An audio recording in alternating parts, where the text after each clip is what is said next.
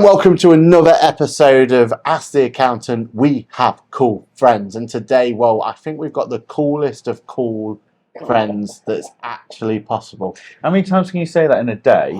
Well. Before it cheapens. No, maybe. Okay, let's reword this. We've probably got the coolest friend that's travelled the furthest to be with us today. I feel like I've just been downgraded. Like there, I mean, it was going so well. It was. I was building me up. Yeah, I was going when we were raising the bar, and now we're at the coolest of cool. You said coolest of cool. How many times have we raised the bar to the same level? This could be a short episode of Ask the Accountant, We Have Cool Friends. But no, Ask the Accountant, We Have Cool Friends.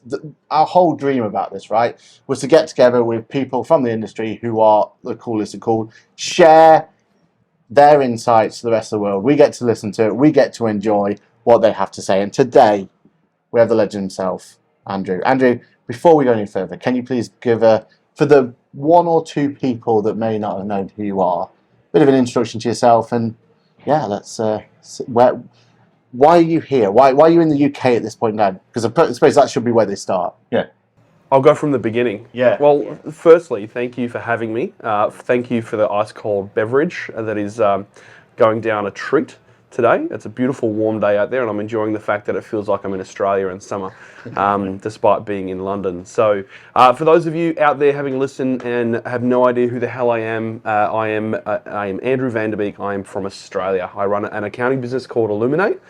We're based about an hour south of Melbourne, and over the last 11 or so years, we've kind of paved our own kind of path in the world of accounting when it comes to adoption of cloud-based technology, which we've been doing since the beginning of time, authentic approach to who we are, what we stand for, what we represent, so like our branding, our marketing, our approach to the culture.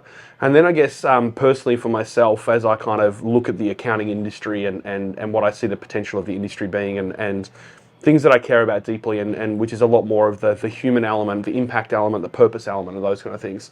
So that's kind of me, my background. I also have a wife. I have now 3 kids. I also run a co-working space. I also have a bamboo toothbrush social enterprise. I run a couple of podcasts of my own. And I'm taking over my family retail plumbing store soon. So I'm not short of something to do. But why am I here? Yeah. I really enjoy sharing with the broader accounting community on things like purpose and impact and those kind of things. And one of the things I've been really lucky to do is build a bit of a connection with the UK, where I get to come over usually once a year around this time of year, around that kind of, bulk conference, Accountex Digital Accountancy Show. And so this year I was over for the Digital Accountancy Show, and I was talking all things conversations and really connecting it to statistics that show that the life satisfaction and well-being of small business owners is dramatically lower than the general population, and especially in the UK, it's the worst out of 7 regions that Xero actually reviewed, including Australia, New Zealand, Singapore, US, Canada, and South Africa. Wow. So I did a bit of that, and that was yesterday, and that was so much fun. And now I'm hanging out with you 2 legends, which is great. See, one thing that I'll always remember. So there are a few people in the accounting world that can put a talk on and you just remember bits of it for the rest of your life, right? And there were certain bits when I got the privilege to listen to you speak last year. Is that up in Edinburgh? Last year? There was Edinburgh, there was London. I did a tour, basically. You followed me around. I was getting a bit weirded out. I'm like, oh, hey, buddy, you're here again. Why are you in my bathroom? Yeah. Why are you wearing that shirt again? Have you showered yet, mate? So there was a woman that's followed Beyonce around her UK tour, and it's cost her £20,000 to do it. You were there last year just following him around. I mean, how much did you spend? It was exactly the same concept. But the one bit that sticks to me was you were talking about how tech stack's not actually because we're fixated in the UK tech stack. Yeah. Tech stack this, tech stack that. And if in fairness, we built a whole podcast career on tech stacks as well. So I spoke about it yesterday. We're a little bit upset that you're telling everyone this. But please, for the rest, explain why is it that tech stack isn't actually the be all and end all? Because I think that's really impactful. Yeah, it is, and I guess when I talk about tech stack, I'm not saying that tech stack's is a bad thing. Like, it absolutely is something you should understand, embrace, and have a really strong focus on. But I guess where I come from is it's not the true defining differentiator of who you are as a firm, and I say that because ILLUMIN8, 11 years ago, 10 years ago, we were, in the thick of like the zero revolution, the single ledger, cloud-based accounting. And I remember literally having a zero sticker on our front door of our office, and we'd have people walk up our stairs literally saying, "Oh, are you Zero? I want to use Zero," or "My accountant doesn't use Zero, can you be my accountant?" And we would get like 4, 5, 6 businesses a week that would do that back then. And at that point back then, it was a differentiator because no one else was using this kind of technology, and I was like, "Holy crap!" Like, and everybody wanted it in Australia. It was going like crazy. But now everybody out there uses some version of cloud-based software. Now in Australia, it's probably a lot more highly adopted than it is here in the UK. But even then, it's still pretty consistent out there. And so accounting firms that kind of hold themselves up to be like, "Hey, we're cloud-based accountants. We use Xero, or we use Sage, or we use Intuit, or whatever else it is that you use," and saying that's our differentiator. Well, sorry, buddy, but everybody does it now. Look to the left, they are. Look to the right, they are. And with the way that marketing is, which is effectively, let's just pretend that we know what we're doing when maybe we don't actually know what we're doing on the hope that people will spend money with us. It's really hard for the consumer to differentiate where should I go. So if tech is not our differentiator anymore, or because we're not, it could be if you're like at the ultimate pointy end of using crazy tech, but reality for most of us, we're not.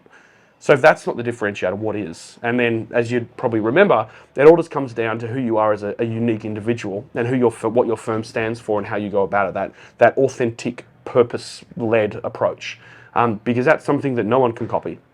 Probably luckily, no one can copy who I am because I don't think we need any more than one of me in the world. And for the same of you fellas out there too, like it would be pretty scary if there was 2 of you. But that's what's so beautiful is there's a bunch of people that want to work with an individual just like you. And if you try to be just like everybody else because you use the same technology or you use the same thing, then how are they going to know what you stand for? And how are they going to know if they actually want to work with you or not? Yeah. Yeah. No, I mean, I'm going to be honest. My memories of that night are slightly hazy. Are we talking about Edinburgh here? Yeah. We did end up at what was it? We ended up at some bar where I had to throw like a ring onto a whiskey, and that was the one I had to drink. Yes. That was fun. I vaguely remember that. I mean, it was not a sober night, if I'm honest. Nope. But that's what I love about the current group of accountants and bookkeepers that we are privileged to be a part of, is that they all get drunk. They know how to have a good time, but also like it's not that shirt and tie thing that was in the UK until the last 5 years. It was engaging, right? Yeah. So like that night we had about 30 odd people in this beautiful room. I just talked stories for a couple of hours, and then collaboratively we all just kind of connected and shared, and then we just continued on for the rest of the night. I think Andy McGill talked all about truffle burgers, and then we ended up to a bar and we're drinking whiskey, and slowly, one by one, people eventually kind of moved on and made their way home. But I think what was beautiful about that is we were just all comfortable to share our experiences, despite theoretically being competition. Yes. Right? There are people who are in firms who might want the same client. At that point in time, we're just united in terms of a common approach, and let's just see what we can learn, and let's just see where we can go. And I think that when you embrace your authenticity, it means that realistically we're not all that much in competition because we're doing our own thing and we're comfortable where we're heading. And if you look at Australia and UK, are they quite similar? Would you get the same experience in Australia? Do they tend to open up or go on these sort of events? I would say that Aussies are very experiential. So we talked briefly before we went online about Digital Accountancy Show and how like epic that kind of vibe was, and you didn't want to go home because you wanted to see what's happening. Like that is very much like an Australian kind of approach. We're looking for the events that are around there. You're rocking up a day or two early to like catch up with the people because Australia is a slightly large country. You're on a plane for 5 hours and you're still in Australia. So sometimes you don't get to see certain people other than like an event or a conference or something like that.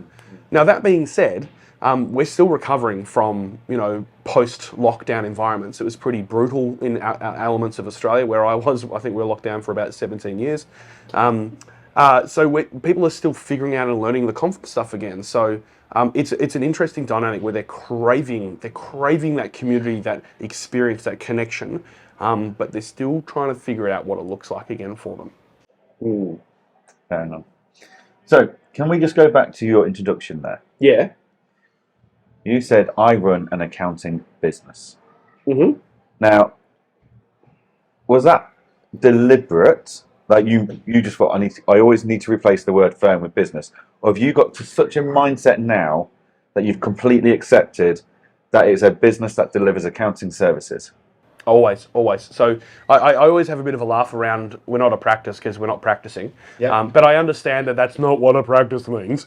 But also, like, I think, if your business is reliant on you, you don't have a business, right? And so my goal in building ILLUMIN8 has always been, I want to ensure that I have a business that does not require me. Otherwise, I don't have a business that's actually truly profitable and truly making the impact that we actually want to do, right? Yeah. So I have to really pay attention to those elements.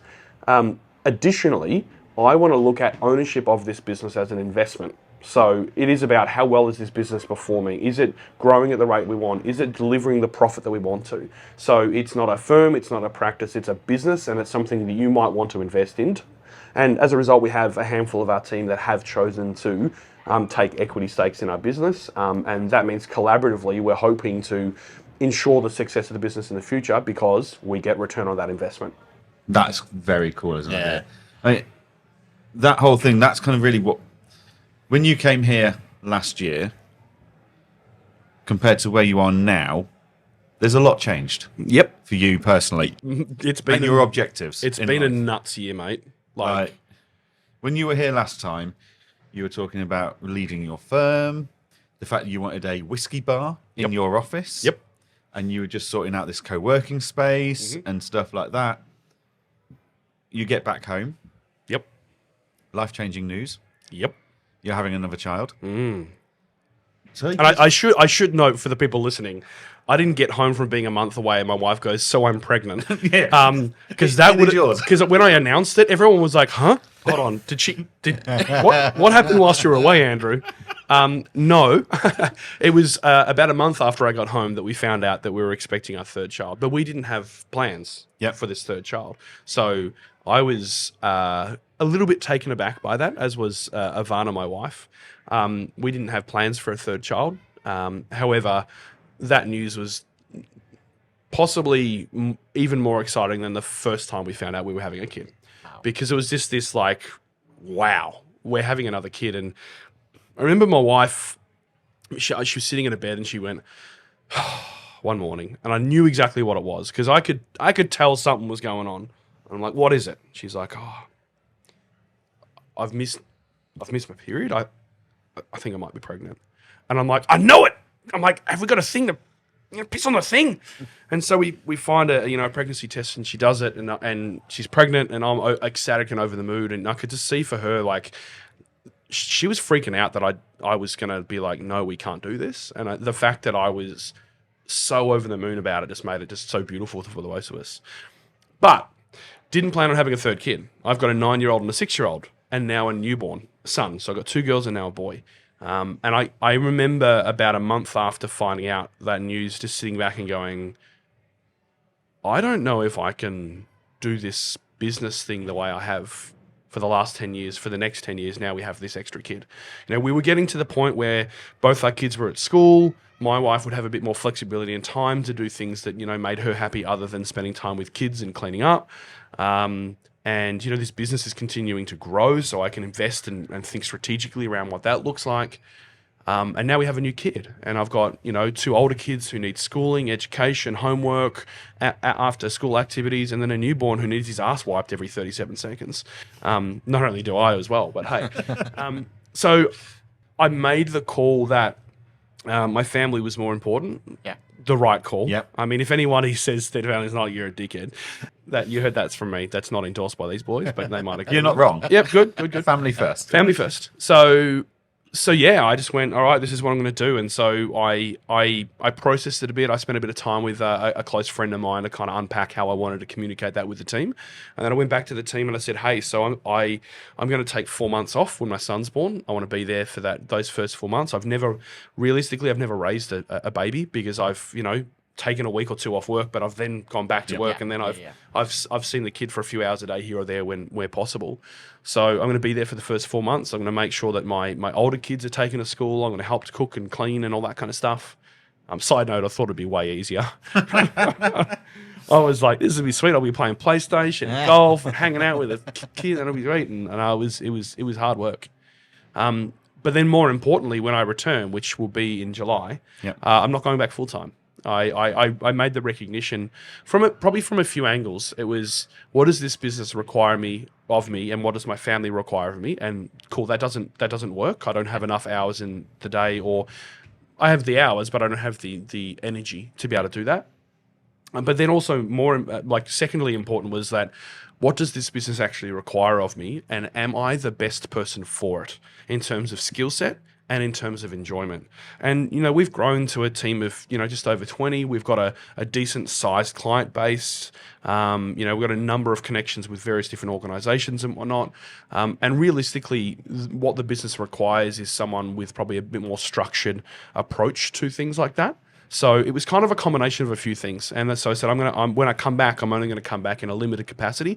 I'm going to play the founder role, which isn't just, I'm just going to have drinks with people. And I think that's what my team initially thought. But I'm going to be there to assist with, mission, vision. I'm going to concern myself with growth, and growth being not just revenue growth, but, personal, professional development, attracting the right staff, finding the right opportunities, as well as then mentoring and supporting that leadership team.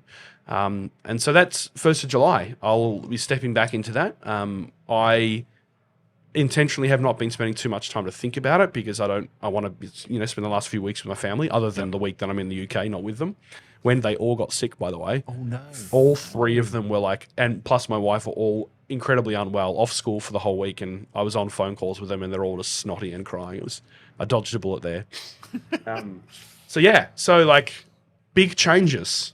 Big, and then I'm taking over my dad's fucking plumbing store, like a retail plumbing store. I'm gonna run that, because this family thing was so front and center with me, with my wife and kids, that I then started thinking even broader about family, and even going back to when I went to my family's from Holland, and so went to the Netherlands and visited my ancestral home, and there was a Righteous Amongst the Nations ceremony, because my family sheltered some Jewish children during the war, so the nation of Israel presented an award to my family, and I all of a sudden recognized the importance of the generation and where you come from, and what you do for your family, and I'm like, I'm who I am because of these people and what they've done.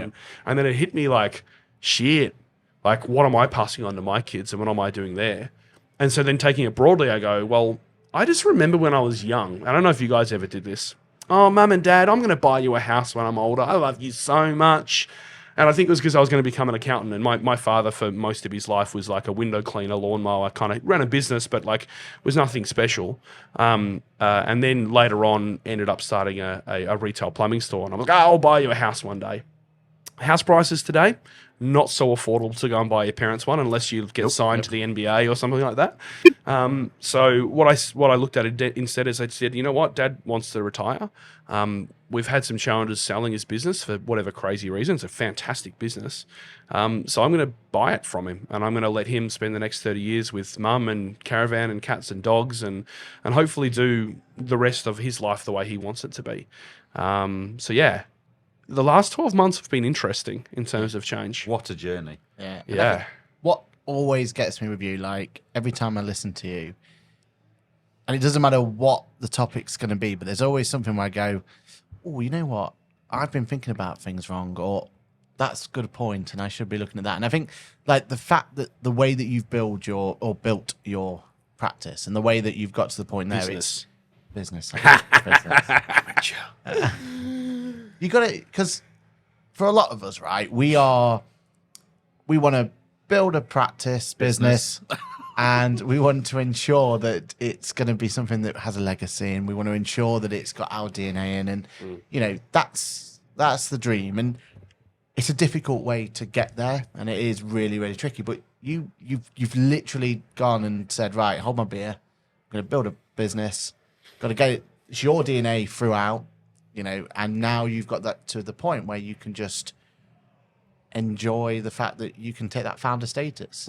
I will make sure I very clearly state that it's not easy.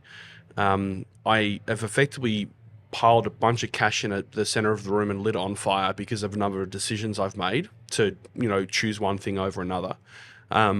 There's been many a conflict within, leadership teams and family because of this kind of stuff. And I'm still trying to figure out what right looks like there. So I don't want to glorify and go, oh man, I've done all these things and now I'm just going to be cruising around in private jets and driving Ferraris and everything's bloody great. It's still difficult. It's still challenging. I'm still recognizing that I've got a lot of growth as an individual to do this well, and that in the eyes of normal commercial decisions and results that you would expect to see on paper profit and loss bank account. That if you looked at what I've done, you would be like, okay, so it's not as good as I thought it would be. But I think what's important, and for what's important for me, and I think stuff we forget about is that pile of cash that you just lit on fire, what the fuck are we going to do with it anyway? I've already got a comfortable life. I've already got a great circle of friends and family. I've already got a place where I live, where I love, and I've already got opportunities to do things that gives me joy. What is that going to do for me other than potentially create more stress and more pressure because of the expectation of what I have to do to generate that? So it's definitely understanding where you're comfortable and what you want to do. And you talked legacy before around that as well. I've always said that ILLUMIN8 is not my business. It's just I'm the caretaker of it for now. Yeah. And I think that's a really important thing to note as well, is that I'm making decisions right now because I'm the caretaker for it, but eventually it will be passed on to someone else and they will do things going forward. That is also very, very challenging to do. And it's what I'm experiencing at the moment with my kind of shift in role and responsibility, is that other people are getting involved in decision-making on more higher up things that I used to control. And recognizing that I have to let that be what it is, even though I might not make that decision, even though financially it might work or might not work, or it might not align with what I want, but I have to be comfortable with that. So, it's not all glitzy and glamoury. I absolutely have had, many a stressful challenge here and there, but my wife's an incredible support. She appreciates that. My mum, who a lot of you met last year, if you were around, she came with me for the month, as well as my father, are great supports. And I've got a good network of people around me, whether it's just friends, industry colleagues, or clients that are there to kind of support you as you're processing decisions you're making and encouraging you with the results of those things, regardless of what they look like. But I think for me, the thing that I take away from this is, one of the things that people know you for is public speaking and being able to talk to us accountants and basically tell us that, we're doing it wrong, right? And in the nicest possible. I'm glad that not the nicest, you right? pick up that that's kind of how I talk. Yeah. But it's really important, because I think what you've done there, what you've just talked about then and opened up and explained then, is ultimately you're telling everyone what you say on the stage is exactly how you're going to live your life. It's none of this, because in the nicest way, anyone could be on the stage and say what you've been saying. Yep. But you've gone, no, this is who I am. This is what I believe in, and everything I've just said, I'm going to prove that's exactly how it is. And I think that's got to be commended, because a lot of people could have just listened to what you say sometimes and go, he says a good talk, but does he really do that? And I think you've just completely proven that what you say is what you believe in, right? That is your legacy. That is what you want people to remember you by. I'm going to take you on tour, buddy. I got you. You can introduce me. This is really good. It also shows the rest of us that it's so. I said in a previous episode, the reason I don't have 1 year, 2 year, 5 year goals, because I think the world changes too quickly, and you need to be open to every opportunity that is presented to you. Yep. So I've always said the goal of having my own business was to maintain the lifestyle that I wanted at the time of wanting it. Yeah. So it's like an open-ended goal. Yeah. Yeah. So when I was 28, single with a dog, I was running a business. All I needed was 20k a year to be able to live the life I wanted. I'm now married with a dog, with a mortgage, and we want to go on holidays and stuff. And my business now achieves that. But now I'm getting to the point where I've got other projects, like a podcast I want to be able to spend more time doing. I've got various projects like a practice management software I'm enjoying spending time on working with, along with my accounting firm.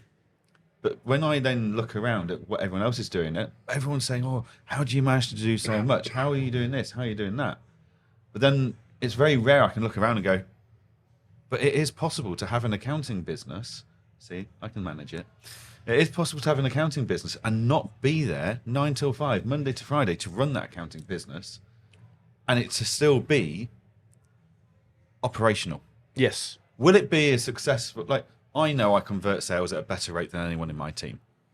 However, I also know my team are better at accounts and tax and bookkeeping than I am, and they can maintain the status quo if I'm off and uncontactable for 2 to 3 weeks. But also, the more exposure they get to sales and marketing stuff, that they will become better at converting it. So it's that kind of thing. Is like you're kind of cock blocking people from being able to do the thing that you think you're the best at doing. But as soon as you get away, it might drop a bit, but eventually they'll find their rhythm in that space too. Yeah, and that's how I had to do it, was finding my rhythm.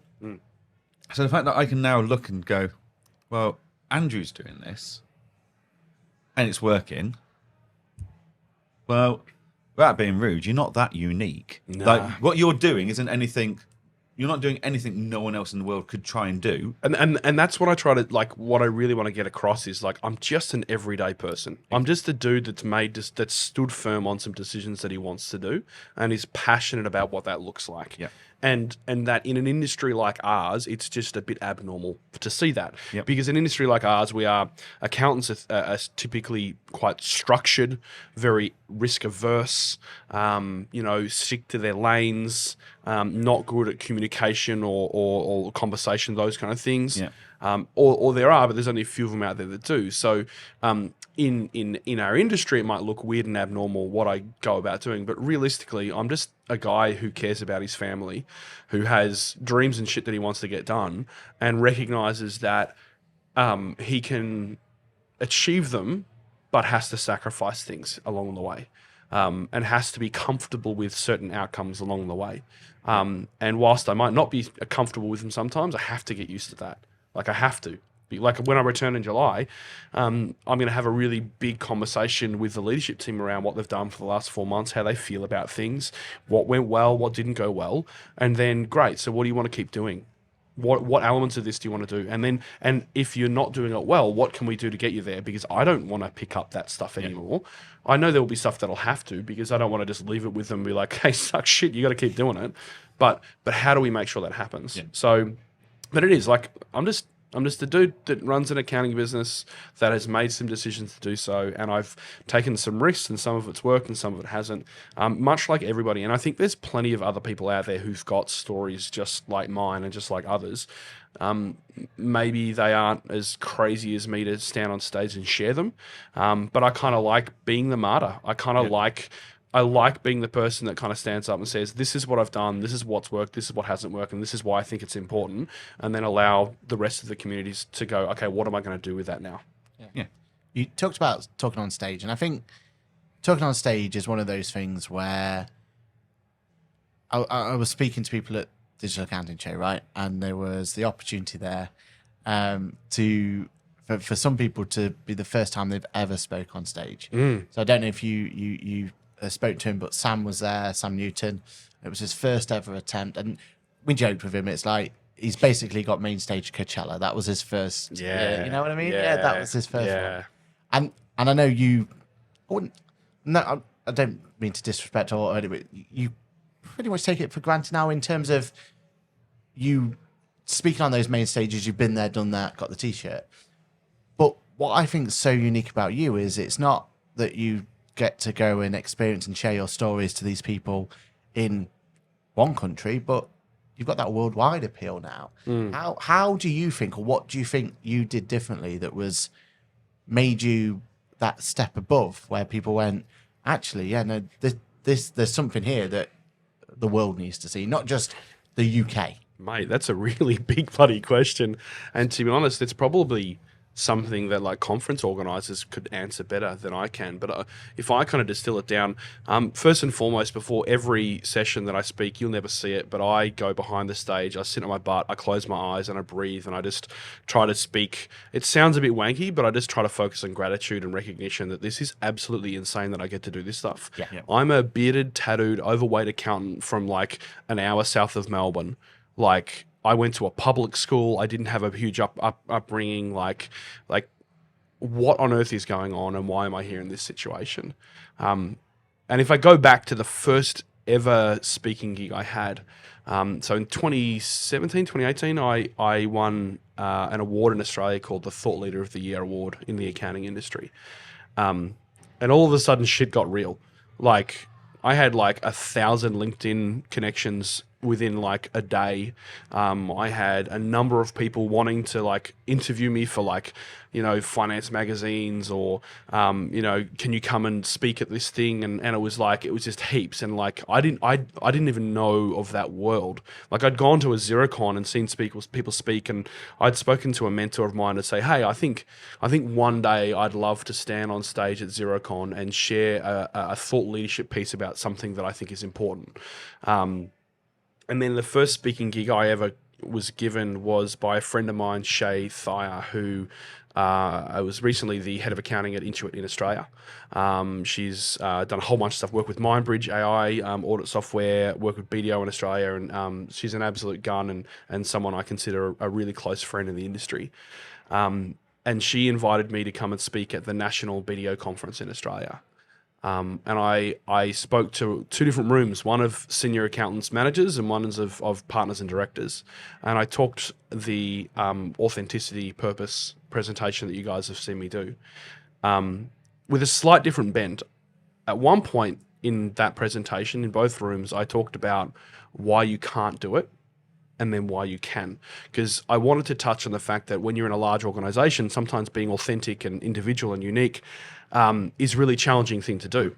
So in the director partner one, awesome, why you can't. Hey, but what you can do, why it's easy for you, is you've got such a large organization, you've got resources, you've got support, you can really find your space, and this will be amazing and really good. And in the managers and the senior accountants one, I forgot the why you can bit. So I just told them that you can't, and I didn't tell them they could. And I'm fairly certain 3 people resigned that week out of the senior manager position and went on to start their own firms, which is a hilarious story of like, I fucked that up. But maybe to those individuals I didn't, maybe I spoke what they needed. And then fast forward to now where I, you know, head over to the UK and get to jump on stage and share things that I'm passionate about. I think what works for me and why I continue to get these opportunities is that I'm incredibly open to sharing what it is that I'm about. And what I present is a very different perspective or point of view than anything else that you will see on stage. I could talk about technology. I mean, I've been on the Xero Partner Advisory Council for 6 years. You know, we've won Xero awards. I consult early stage startup tech companies. Like, I can do that. But like, there's a bunch of other people out there who can do that better. And so what I do when I talk about purpose and human and impact and authenticity and all these kind of things is I find that it moves people in the audience to actually do something and to stop and take note. And I think because it's just a rare thing, people go, wow, it sticks with them. And so then when people talk about what did they learn at this thing, oh, there was this guy from Australia, like, and he just hit home. And I remember at Digital Accountancy Show last year, and it was the last day of 35 days away. I was emotionally in a wreck. I talked about my family a lot in my presentation because it was part of all my authenticity in one, and I was crying. I was a mess. And afterwards, there's about 6 or 7 people who were crying and hugging me, and it was beautiful, right? You don't get that shit out there in conferences. We don't get that because it's like, oh yeah, technology is really good. We should use that one because it'll make it easier and we'll make more money. But when we talk about purpose and why we actually do that, that's why I think I get to talk more. But also, it's complementary for technology because I can talk about the purpose and stuff and people can go like, yes, great. Now, what tech can I use to help me to get there? Because they know that you can't do it alone. You know, I know that I couldn't have been where I am without, you know, the likes of Xero and Dext and all the other softwares that we've used to build our own business as well as service our clients. But I had to have the purpose stuff ready first. And then the technology enabled me to achieve that.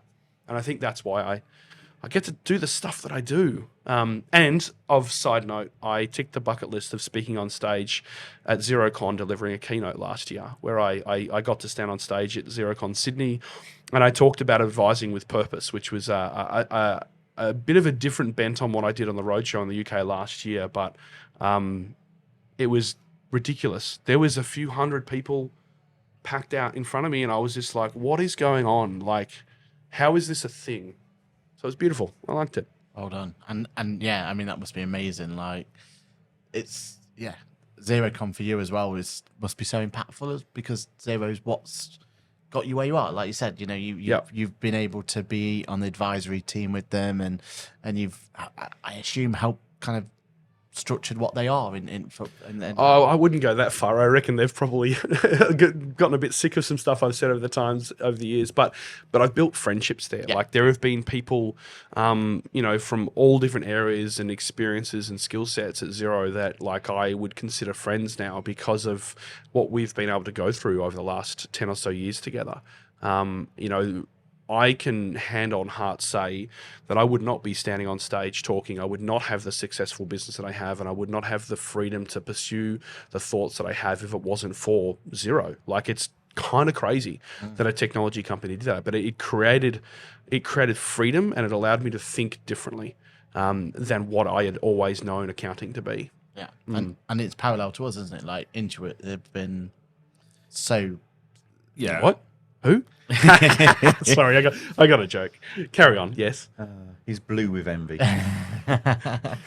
No, like, I've got people that either have or still work with Intuit QuickBooks that, hand on heart, I can say, yeah.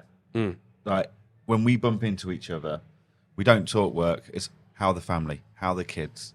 Like, let's go for a pint. Let's catch up. Yep. Do we message every day or every week or something as friends? No. But you know what? It's like a friend that you've not seen for a while. And yeah, like, when you think of software providers, you don't think of that outcome. But actually, they're some of the most incredible people I've met.